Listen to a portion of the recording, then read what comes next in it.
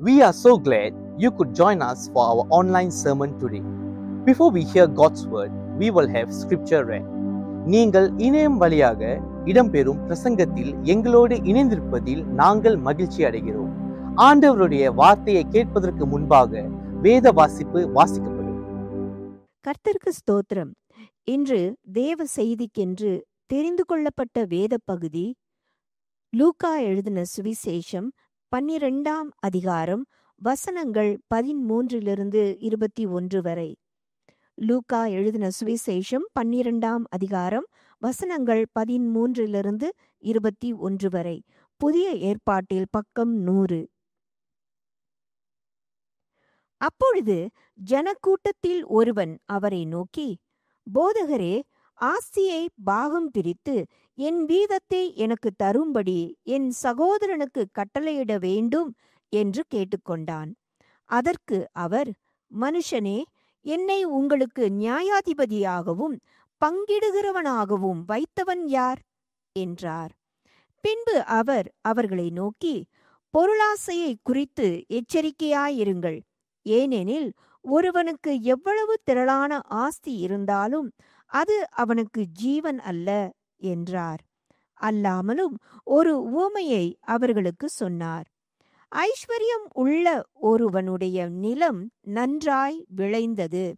அப்பொழுது அவன், நான் என்ன செய்வேன்? என் தானியங்களை சேர்த்து வைக்கிறதற்கு இடமில்லையே. நான் ஒன்று செய்வேன். என் களஞ்சியங்களை இடித்து பெரிதாக கட்டி எனக்கு விளைந்த தானியத்தையும் என் பொருள்களையும் அங்கே சேர்த்து வைத்து, பின்பு, ஆத்துமாவே, உனக்காக அநேக வருஷங்களுக்கு அநேகம் பொருள்கள் சேர்த்து வைக்கப்பட்டிருக்கிறது. நீ இளைப்பாரி புசித்து குடித்து பூரிப்பாய் இரு என்று என் ஆத்துமாவோடே சொல்லுவேன் என்று தனக்குள்ளே சிந்தித்து சொல்லிக் கொண்டான். தேவனோ அவனை நோக்கி, மதிகேடனே, உன் ஆத்துமா உன்னிடத்திலிருந்து இந்த ராத்திரியிலே எடுத்துக்கொள்ளப்படும். அப்பொழுது நீ சேகரித்து வைத்தவைகள் யாருடையதாகும் என்றார். தேவனிடத்தில் ஐஸ்வர்யவானாய் இராமல் தனக்காகவே பொக்கிஷங்களை சேர்த்து வைக்கிறவன் இப்படியே இருக்கிறான் என்றார். ஆமேன். இது தேவனுடைய வசனம். நாம் யாவரும் சேர்ந்து சொல்வோம், தேவனுக்கு ஸ்தோத்திரம். பிரியமானவர்களே, நாம் ஜெபம் செய்வோமாக. Let us pray. ஆண்டவரே, இந்த நாளிலே நீர் எவனமாக நம்முடைய வாழ்க்கையை வாழ வேண்டும் என்று உம்முடைய வார்த்தை மூலியமாக நீர் கற்றுக் கொடுப்பீராக. Lord, we pray that you would teach us to live a life that you desire. We pray and ask that your Spirit will convict us on the areas that we would need to change. நம்முடைய வாழ்க்கையிலே மாற்றக்கூடிய சில காரியத்தை நீர் எங்களுக்கு கற்றுத் தருவீராக. அதன் வாயிலாக உமக்கு என்ற ஒரு பிரியமுள்ள ஒரு வாழ்க்கையை வாழ எங்களுக்கு உதவி செய்யும். Help us, Lord, as we change our ways, that we will endeavor to live a life that is pleasing before you. In Jesus' mighty name, இயேசு கிறிஸ்துவின் நாமத்திலே, ஆமென். ஐஸ்வர்ய கிறிஸ்தவர்கள், rich Christian. Now what does it mean to be rich? ஒரு ஐஸ்வர்யவானாக வாழ்வது என்றால் என்ன? நீங்க வித்தியாசமானவர்களிடத்துல நீங்க இந்த கேள்வியை கேட்பீர்கள், வித்தியாசமான பதில்கள் உங்களுக்கு கிடைக்கும். If you ask different people, you will probably get different answers. We live in a highly materialistic world. Possessions and elite experiences are flaunted to receive praise and to gain the adulation of people. நாம் வாழக்கூடிய இந்த உலகமானது மிகவும் பொருள் முதல்வான ஒரு உலகத்திலே நம்ம வாழ்ந்து கொண்டிருக்கிறோம். இந்த ஆஸ்திகளும் சிறந்த அனுபவங்களும் மற்றவர்களுக்கு காண்பிக்கும்படியாக, மற்றவருடைய புகழை பெற்றுக்கொள்ளும்படியாக, கவனத்தை பெற்றுக்கொள்ளும்படியான ஒரு உலகத்திலே நம்ம வாழ்ந்து கொண்டிருக்கிறோம். ஒரு கிறிஸ்தவனாக வாழ வேண்டும் என்றால், ஒரு ஐஸ்வர்யமான ஒரு கிறிஸ்தவனாக வாழ வேண்டும் என்றால், இந்த இருப்புகளிலிருந்து எப்படி விலகி வாழுவது என்று நம்ம கற்றுக்கொள்ள வேண்டும். அவனமாக வாழும் பொழுதுதான் மிக திருப்தி நிறைந்த ஒரு வாழ்க்கையை வாழ முடியும். In order for a Christian to live in a world with strong influences, to be a rich Christian, and to live a satisfying life, we need to cope with such influences and to live a life that will be pleasing before the Lord. But how do we realign with what Jesus teaches us so that we may live a life that is rich before God? நாம் நம்முடைய வாழ்க்கையிலே என்னென்ன மாற்றங்களை எல்லாம் நாம் செய்ய வேண்டும், ஒரு ஐஸ்வர்யவானான உள்ள ஒரு கிறிஸ்துவனாக வாழ்வதற்கு நான் என்ன கற்றுக்கொள்ள வேண்டும் என்று இன்றைக்கு வாசிக்க கேட்ட வேத பகுதியிலிருந்து நாம் கற்றுக்கொள்ளலாம். We can learn how to live a rich Christian life through the gospel reading that we heard today in Luke chapter 12 verses 13 to 21.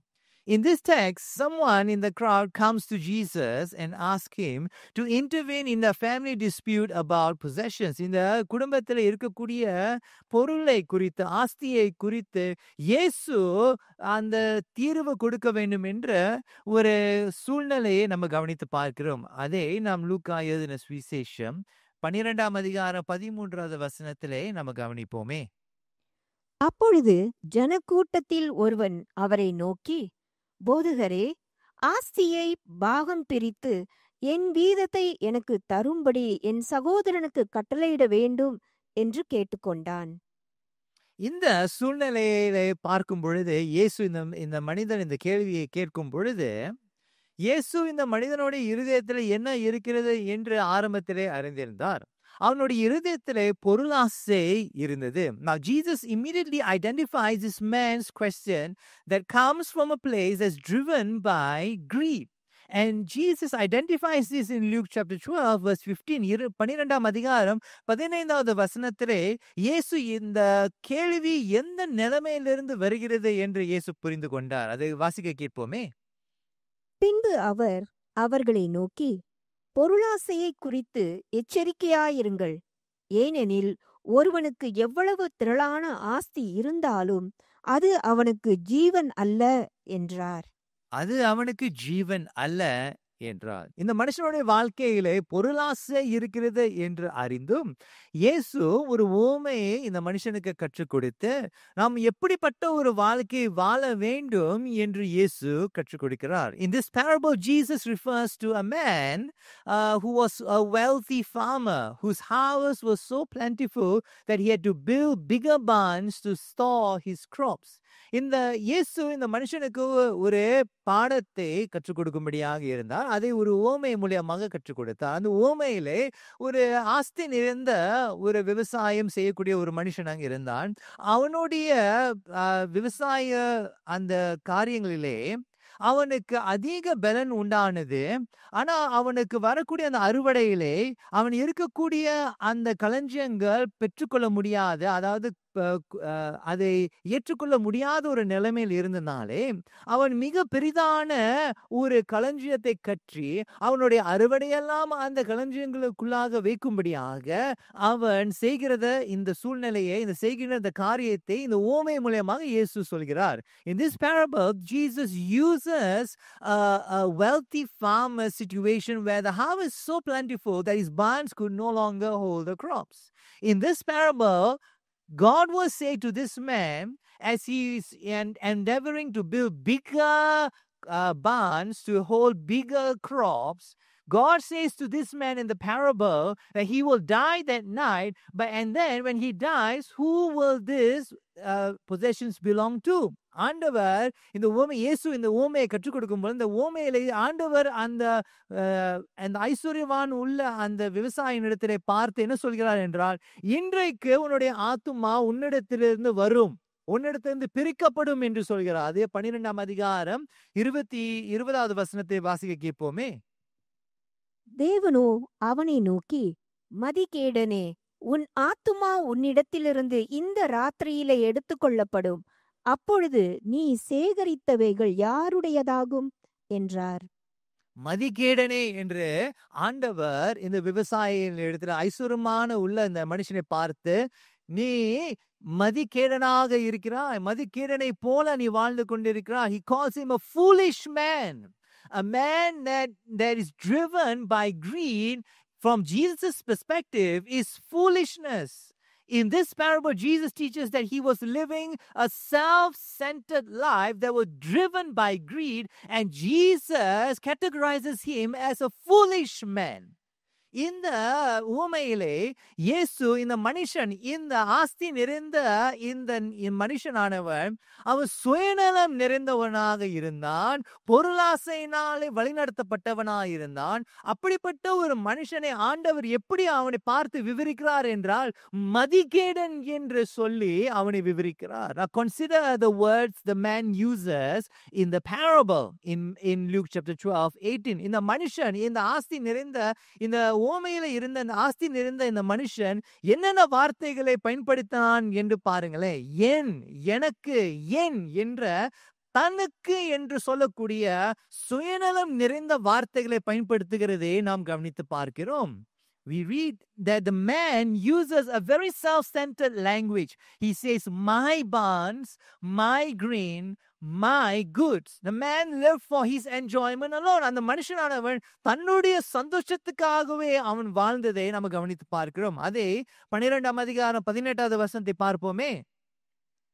நான் ஒன்று செய்வேன், என் களஞ்சியங்களை இடித்து பெரிதாக கட்டி எனக்கு விளைந்த தானியத்தையும் என் பொருள்களையும் அங்கே சேர்த்து வைத்துக் கொள்வேன் என்று அவன் சொல்லிக் கொண்டிருக்கிறான்.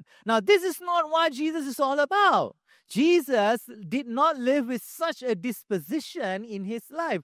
இயேசு இப்படிப்பட்ட ஒரு வாழ்க்கை கொள்கையோடு அவர் வாழவில்லை. அவர் வாழ்ந்ததெல்லாம் பிறருக்காக. தேவனை அதிகமாக, அதாவது தன்னுடைய பிதாவை அதிகமாக நேசித்தார், பிறரையும் இந்த உலக மனிதர்களையும் அவர் அதிகமாக நேசித்தார். In this parable, Jesus teaches the man that in order to live the way God desires, which is liberating, our lives must include and consider others.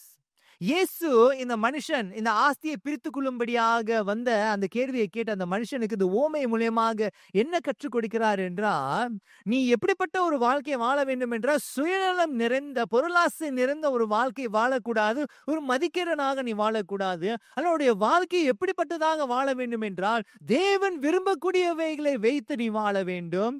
தேவன் விரும்பக்கூடியவைகள் என்னவென்றால் நீ முழுமையாக ஆண்டவரை நேசிக்க வேண்டும், பிறரையும் நீ நேசிக்க வேண்டும். அப்படி என்றால் மற்றவர்களை உன்னுடைய வாழ்க்கையை நீ சேர்த்து கொள்ள வேண்டும், மற்றவர்களுடைய தேவைகளும் நீ கொஞ்சம் யோசிக்க வேண்டும் என்று இயேசு கற்றுக் கொடுக்கிறார். Jesus says this a number of times in the Gospel of Luke alone. இயேசு இந்த சத்தியத்தை குறித்து பல தடவை லூக்கா எழுதின சுவிசேஷத்தில் நமக்கு கற்றுக் கொடுத்திருக்கிறார். லூக்கா எழுதின சுவிசேஷம் 12ஆம் அதிகாரம் 33ஆவது வசனத்திலிருந்து 34வது வசனத்திலே இயேசு என்ன சொல்கிறார் என்று கவனித்து பாருங்களேன். உங்களுக்கு உள்ளவைகளை விற்று பிச்சை கொடுங்கள், பழமையாய் போகாத பணப்பைகளையும் குறையாத பொக்கிஷத்தையும் பரலோகத்திலே உங்களுக்கு சம்பாதித்து வையுங்கள். அங்கே திருடன் அணுகுகிறதும் இல்லை, பூச்சி கெடுக்கிறதும் இல்லை. உங்கள் பொக்கிஷம் எங்கே இருக்கிறதோ அங்கே உங்கள் இருதயமும் இருக்கும். பிரியமானவர்களே, இயேசு என்ன கற்றுக் கொடுக்கிறார் என்றால் நம்முடைய பொக்கிஷமானது இந்த உலகத்திலே ஆஸ்திகளை சேர்ப்பதிலே நம்முடைய ஆஸ்தி அங்கே இருக்கக்கூடாது. ஆனால் நம்முடைய ஆஸ்தி எங்க இருக்க வேண்டும் என்றால், நம்முடைய பொக்கிஷம் எங்க இருக்க வேண்டும் என்றால் இயேசு நம்முடைய வாழ்க்கையிலே நடுவராக, மிக முக்கியமானவராக வாழும் பொழுதே அப்பொழுதே நம்முடைய பொக்கிஷம் நம்முடைய வாழ்க்கையிலே வந்துவிட்டது என்று இயேசு கற்றுக் கொடுக்கிறார். Now the treasure is not to be things pertaining to earthly accumulation of wealth, but our treasure is living a life with Jesus in the center of our life. The proof that Jesus is in the center of our lives is that we will include and consider others in our lives. ஆண்டவராக இயேசு நம்முடைய வாழ்க்கையில மிக முக்கியமான ஒரு பொக்கிஷமாக, அவர் நம்முடைய வாழ்க்கையில முக்கியமான ஒரு இடத்துக்கு வந்துவிட்டார் என்ற ஆதாரம் என்னவென்றால், நாம் மற்றவர்களை குறித்து யோசிப்போம், மற்றவர்களை நம்முடைய வாழ்க்கையில இணைத்துக் கொள்வோம். அதுதான் ஆதாரம். நம்முடைய பொக்கிஷம், ஆண்டவர் விரும்புகின்ற பொக்கிஷம் நம்முடைய வாழ்க்கையிலே வந்துவிட்டது என்று அர்த்தமாயிருக்கிறோம். The way that you and I will know that we are rich Christians is to have Jesus in the center of our lives and considering and including others in our lives. When a rich young ruler came to Jesus and asked this question, what must I do to experience eternal life? நான் நித்திய வாழ்வை பெரும்படியாக நான் என்ன செய்ய வேண்டும் என்ற ஒரு மனுஷன் இயேசுவினிடத்தில் கேட்கும் பொழுது, இயேசுனுடைய மறு உத்தரவை லூக்காவின் சுவிசேஷம் 18வது அதிகாரம் 20 22 23 வரை கவனித்து பாருங்கள். We see what Jesus says in Luke chapter 18 verses 22 to 23. இயேசு அதை கேட்டு, இன்னும் உன்னிடத்தில் ஒரு குறைவு உண்டு. உனக்கு உண்டானவைகளை எல்லாம் விற்று தரித்திரருக்கு கொடு. அப்பொழுது பரலோகத்திலே உனக்கு பொக்கிஷம் உண்டாயிருக்கும். பின்பு என்னை பின்பற்றி வா என்றார். அவன் அதிக ஐஸ்வர்யம் உள்ளவனானபடியால் இதை கேட்டபொழுது மிகுந்த துக்கமடைந்தான். இயேசு இவனிடத்துல என்ன செய்ய வேண்டும் என்று கற்றுக் கொடுத்தார். அவர் என்ன சொன்னார் என்றால், உனக்கு உண்டானவைகள் எல்லாம் விற்று தரித்திரருக்கு கொடு. அதாவது உன்னை மட்டும் உன்னுடைய வாழ்க்கையில மையமாக வைத்து வாழாதபடிக்கு தேவனையும் பிறரையும் வைத்து மையமாக வாழ வேண்டும் என்று இயேசு இந்த மனுஷனுக்கு கற்றுக் கொடுத்தார். இந்த மனுஷனானவன் ஒரு ஐஸ்வர்யவானாக இருந்தான். This man was a rich man. He came and asked Jesus, what must I do to inherit eternal life? And Jesus here says to him that you got to live for God and you got to consider and include others in your life. And so Jesus tells him, now go and sell your possessions and include others in your life. But this man, being rich, refused to give away his wealth. And Jesus here says it's so difficult for this man because he was so rich. Temporal experiences related to this world have a strong influence and strong attraction in our lives, my friends. நம்மளுடைய வாழ்க்கையில இந்த தற்காலிகமான அனுபவங்கள், இந்த ஆஸ்தி, ஐஸ்வர்யம், இந்த செல்வந்து, இந்த மற்றவர்களுடைய புகழ், கவனங்கள், ஈர்க்கக்கூடிய இவைகள் எல்லாம் அது ஒரு ஆழமான, ஒரு மிக நிறைந்த ஒரு ஒரு ஒரு பெரிதான ஒரு தாக்கம் நம்முடைய வாழ்க்கையில் உருவாக்குகிறது. சிலருக்கு இந்த தாக்கத்தை விட்டு கொடுப்பதற்கு அவர்களாக முடியாத ஒருவர்களாக இருப்பார்கள். Some people cannot give away such strong influences in our lives. For some it's far too strong and valuable to let go. இவைகள், இந்த ஈர்ப்புகள் மிக கடினமாக இருக்கிறது. இந்த ஈர்ப்புகள் மிக நமக்குடைய வாழ்க்கையை சொகுசை கொடுக்கிறது. ஆகியாலே நான் சுயநலமான வாழ்க்கையை வாழ்ந்து விடுகிறேன் என்று தீர்மானம் எடுத்து வாழ்ந்து விடுவார்கள். Some people, the attraction to wealth and possession and adulation, the praises of people are far too strong and valuable to let go. They much rather live a self-centered life. They much rather have what this world offers, though it is tiring, frustrating and fleeting. இந்த உலகத்தில் உள்ளவைகளை அவர்கள் சிலர் பிடித்துக் கொள்வார்கள். ஆண்டவர் இருக்கக்கூடிய மையமா, அவரை வைத்து மையமான ஒரு வாழ்க்கை வாழவும், பிறரையே நம்முடைய வாழ்க்கையில இணைக்கக்கூடிய ஒரு வாழ்க்கை வாழாதபடிக்கு சுயநலமான வாழ்க்கை எவ்வளவு களைப்பு உருவாக்கினாலும், எவ்வளவு வேதனை உருவாக்கினாலும், எவ்வளவு அது தற்காலிகமாக இருந்தாலும் அதையே சிலரை நாடி தேடுவார்கள். But you see, when someone truly knows that having God is important in our lives, the proof will be shown by loving others and including others. And we see that in the life of Zacchaeus. பிரியமானவர்களே, ஆண்டவர் நம்முடைய வாழ்க்கையை மையமாக வைத்திருக்கக்கூடிய ஒரு காரியம், அதனுடைய ஆதாரம் என்ன தெரியுமாங்க? மற்றவர்களை நம்முடைய வாழ்க்கையில இணைத்துக் கொள்வது, அவர்களை பற்றி யோசிப்பது. And Zacchaeus knew the value of having Jesus in the center of his life. He didn't need a reminder to include and consider others in his life. It just took place naturally. And we read that in Luke chapter 19 verses 8 to 9. இந்த லூக்கா எழுதின சுவிசேஷம் 19வது அதிகாரம் 8-9 வசனங்களை பார்க்கும் பொழுது, தேவன் அவனை சந்தித்த பொழுது, இயேசு சக்கேயுவை சந்தித்த பொழுது உடனடியாக அந்த மாற்றம் உருவாகினதை நம்ம கவனித்து பார்க்கிறோம். அந்த வசனத்தை நம்ம கவனித்து பார்ப்போம். Let's see what Zacchaeus does the moment he encounters Jesus. சகேயு நின்று கர்த்தரை நோக்கி, ஆண்டவரே, என் ஆஸ்திகளில் பாதியை ஏழைகளுக்கு கொடுக்கிறேன். நான் ஒருவனிடத்தில் எதையாகிலும் அநியாயமாய் வாங்கினதுண்டானால் நாளத்தனையாக திரும்ப செலுத்துகிறேன் என்றான். இயேசு அவனை நோக்கி, இன்றைக்கு இந்த வீட்டுக்கு இரட்சிப்பு வந்தது, இவனும் ஆபிரகாமுக்கு குமாரனாயிருக்கிறானே. இந்த மனுஷன் எப்பொழுது இயேசுவை சந்தித்தானோ, சக்கேயு எப்பொழுது இயேசுவை சந்தித்தானோ, உடனடியாக அவனுடைய இருதயத்தில் ஒரு மாற்றம் உருவாகி சுயநலமாக வாராதபடிக்கு மற்றவர்களை அவன் பாருங்கள், அவன் என்ன செய்கிறான்? என் ஆஸ்திகளில் பாதியை ஏழைகளுக்கு கொடுப்பேன். அப்படி என்றால் பிறரை யோசிக்க ஆரம்பிக்கிறான். He now considers others. A life that he was living for himself, when he encountered Jesus, begins to include others in his life. And he begins to talk about restitution to others. மற்றவர்களுக்கு நான் தப்பு செய்து விட்டால் அவர்களுக்கு நாளந்தனையாக நான் கொடுத்து விடுகிறேன் அவன் சொல்கிறான். அது மட்டுமல்ல, என் ஆஸ்திகளை பாதியை நான் ஏழைகளுக்கு கொடுத்து விடுவேன். Jesus taught his disciples being a Christian means not living for oneself, but is about loving God and loving your neighbor. இயேசுவினுடைய சீஷர்களுக்கு மறுபடியுமாக என்ன கற்றுக் கொடுத்தார் என்றால், ஒரு கிறிஸ்தவனாக வாழ்வதற்கு, அது கிறிஸ்தவனாக வாழ வேண்டும் என்றால் அது என்ன என்றால், சுயநலமான ஒரு வாழ்க்கையை வாழக்கூடாது, தேவனை நேசிக்கக்கூடிய ஒரு வாழ்க்கையை வாழ வேண்டும், பிறரை யோசிக்க வேண்டிய ஒரு வாழ்க்கையை வாழ வேண்டும், பிறர் நம்முடைய வாழ்க்கையை சேர்த்து கொள்ளக்கூடிய ஒரு வாழ்க்கையை வாழ வேண்டும் என்று இயேசு கற்றுக் கொடுத்தார்.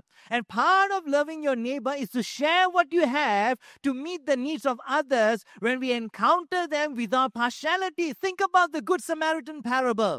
இந்த நல்ல சமாரியன் அந்த உவமையை யோசித்து பாருங்கள்.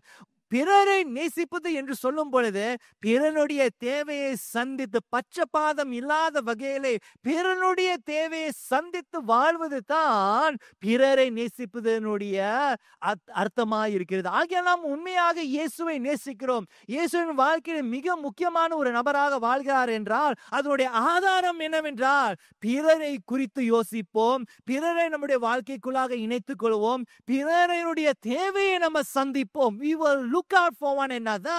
We will meet the needs of the other without partiality, without any form or biasness.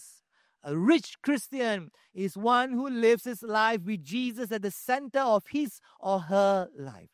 ஒரு ஐஸ்வர்யம் உள்ள ஒரு கிறிஸ்துவன் எப்படி வாழ்வான் என்றால், இயேசுவை மையமாக வைத்து பிறரை அவன் பிறருடைய தேவையை சந்திப்பான், பிறரோடு தன்னுடைய வாழ்க்கையில் இணைத்துக் கொள்வான், பிறரை குறித்து யோசிப்பான். அதுதான் பிரியமானவர்களே மிக சிறந்த அனுபவமும், விடுதலையாக்கக்கூடிய ஒரு வாழ்க்கையும், விடுதலை ஆக்கப்பட்ட ஒரு வாழ்க்கையும் அது விவரிக்கும். A life that is truly experiences richness, a Christian life that experiences richness is one that is liberating. And the way to experience a rich and liberating Christian life is to love God, and by proof that we love God, to love one another as well. A poor Christian on the other hand, ஆனால் ஒரு ஏழை கிறிஸ்தவன், ஒரு தரித்திரம் நிறைந்த ஒரு கிறிஸ்தவன் எப்படி தெரியுமா வாழ்வான்? அவன் பணத்துக்காக நாடி வாழுவான், அவன் பாலிய உறவுக்காக நாடி வாழ்வான், அவன் வல்லமை தாக்கத்துக்காக நாடி வாழ்வான். A poor Christian is one who seeks after money, sex and power. Money, the accumulation of wealth.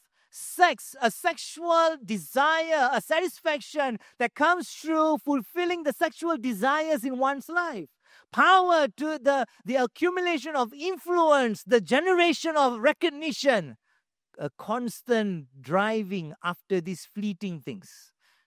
இந்த பணம், இந்த பாலிய உறவு, இந்த தாக்குதல், இவையெல்லாம் நாடி போகும் பொழுது பிரியமானவர்களே மிக மிக களைப்பை உருவாக்குகிறது. அது சுயநலம் நிறைந்த ஒரு வாழ்க்கையை என்று வெளிப்படுத்துகிறது. It is rather tiring to chase after these temporal experiences, money, sex, power, because they are always fleeting and they always will lose their high emotional value. நமக்கு உயர்ந்த அந்த அனுபவம், உச்சகட்டத்தில் இருக்கக்கூடிய அந்த அனுபவமானது தற்காலிக காரியத்தை நாடும் பொழுது அந்த உச்சகட்ட அந்த அனுபவமானது எப்பொழுதுமே இழந்துவிடும், எப்பொழுதுமே மாறிக்கொண்டிருக்கும். அப்பொழுது மாறும் பொழுது இன்னொரு காரியத்தை தேடுவோம், இன்னொரு காரியத்தை தேடிக்கொண்டே இருப்போம். அது மிக களைப்பு நிறைந்த ஒரு வாழ்க்கையாக இருக்கிறது என் அன்பு சகோதரனே, சகோதரியே. It is a very, very tiring life, chasing after money, chasing after sexual relationships, chasing after power. It is rather fleeting and is rather tiring. But will you today choose to be a rich Christian, or will you continue to live a poor Christian life? ஒரு ஐஸ்வர்யம் உள்ள ஒரு கிறிஸ்துவ வாழ்க்கையை நீ வாழ விரும்புகிறாயா? இல்ல தரித்திரம் நிறைந்த ஒரு கிறிஸ்துவனாக நீ தொடர்ந்து வாழும்படியாக இருக்கிறாயா? இன்றைக்கு நீர் ஒரு தீர்மானம் செய்ய வேண்டும். To be a rich Christian means to make the hard decision to give up chasing after these temporal things, money, sex and power, and to live a life that Jesus is in the center, including and considering others in our lives. ஒரு ஐஸ்வர்யம் உள்ள ஒரு கிறிஸ்தவன் எப்படி வாழ்வான் என்றால், ஒரு கடினமான ஒரு தீர்மானத்தை எடுத்தே தீர வேண்டும். அப்படி என்றால் தற்காலிகமான இந்த காரியம், இந்த பணமானது, தற்காலிகமான இந்த பாலிய உறவு, தற்காலிகமான இந்த ஆற்றுதலை நம்ம விட்டு இயேசுவை நம்முடைய வாழ்க்கையில மையமாக வைத்து வாழ்ந்து மற்றவர்களை யோசிக்கும்படியாக, மற்றவர்கள் நம்முடைய வாழ்க்கையில இணைத்துக் கொள்ளும்படியாக, அவர்களுடைய தேவைகளை எந்த ஒரு பட்சபாதம் இல்லாத விதத்தில் சந்திக்கும்படியான ஒரு வாழ்க்கை தான் ஐஸ்வர்யம் உள்ள ஒரு வாழ்க்கை. And that sort of a life is a rich Christian life, my friends. Jesus says, seek the kingdom of God first. தேவனுடைய ராஜ்யத்தினுடைய காரியத்தை நீ நாட வேண்டும் என்று இயேசு கற்றுக் கொடுக்கிறார். இன்றைக்கு நமக்கு வேண்டிய காரியத்தை நாடிக்கொண்டிருக்கிறோமா? இல்ல தேவன் விரும்புகின்ற காரியத்தை நம்ம நாடிக்கொண்டிருக்கிறோமா? பிரியமானவர்களே, நாம் வேண்டிய காரியத்துக்காக நாம் தேடி வாழும் பொழுது அது களைப்பு, வேதனை, வெறுப்பு உருவாக்குகிறது. ஆனால் ஆண்டவர் விரும்புகின்ற வாழ்க்கையை வாழும் பொழுது சிறந்த ஒரு வாழ்க்கை, ஐஸ்வர்யம் நிறைந்த ஒரு வாழ்க்கையை இன்றைக்கே நாம் வாழலாம். If you consider living for yourself, then you will be a highly tiring, frustrating and fleeting life.